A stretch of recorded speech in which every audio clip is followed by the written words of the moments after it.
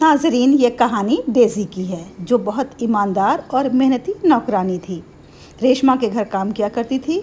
ریشما وہی اس کی مالکن جو ہنسمکھ، خوش مزاج اور بہت فراخ دل خاتون تھیں۔ انہوں نے ڈیزی کو نہ جانے کیا کیا دے رکھا تھا، مختلف قسم کے کپڑے، زیورات اور بہت ساری چیزیں۔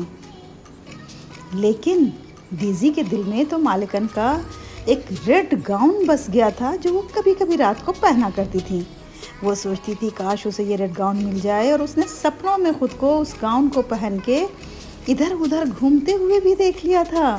گردن اونچی کر کے اترا کے وہ خود کو دیکھ رہی تھی کہ کتنی خوبصورت لگ رہی ہے اس ریڈ گاؤن میں۔ اس کے من میں آیا کہ مالکن سے وہ ریڈ گاؤن مانگ لے، اور اس کی مالکن دے بھی دیتی۔ ان کا دل تھا ہی اتنا نرم، لیکن وہ کہہ نہ سکی۔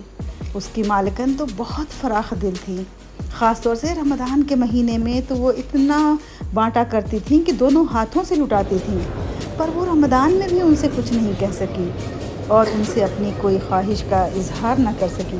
ایک دن مالکن نے کہا، ڈیزی کل تم جلدی آنا۔ پر ڈیزی کے اندر ایک گندی بات تھی کہ وہ ٹال مٹول کیا کرتی تھی، اس لیے وہ اگلے دن حسب عادت لیٹ پہنچی۔ جیسے اس نے دیکھا گھر کے باہر بہت سے غریب افراد جمع تھے جو مختلف چیزیں لے کے جا رہے تھے۔ ان کے ہاتھوں میں مختلف تھیلے تھے جس میں کہ کپڑے اور دیگر ضروریات کا سامان تھا۔ کیوں نہ دیتی ریشما؟ عید آنے والی ہے تو ظاہر سی بات ہے کہ ہر ایک کو عید منانے کا حق ہے۔ چنانچہ اس نے اچھے عمدہ قسم کے کپڑے بھی انہیں دیے اور مختلف چیزیں بھی انہوں نے دی۔ ریشما نے کہا، ڈیزی آج تمہیں دیر ہو گئی، دیکھو ہم نے کتنی چیزیں دوسروں کو تقسیم کی ہیں۔ ڈیزی کے ذہن میں ایک خیال کوندا، کہیں وہ ریڈ گاؤن؟ او نو، وہ ریڈ گاؤن بھی دیا جا چکا تھا جو اس کے دل میں بسا ہوا تھا۔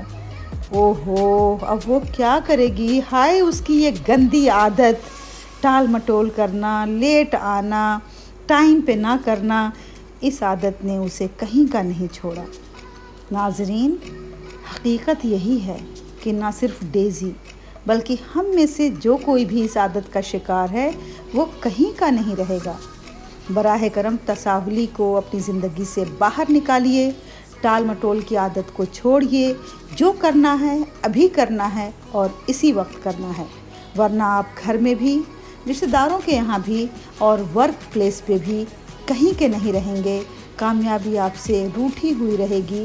اس کو اگر منانا ہے تو اپنے اندر آپ تساہلی کی عادت کو پھٹکنے نہ دیں، ٹال مٹول کی عادت کو بائے بائے کہہ دیں۔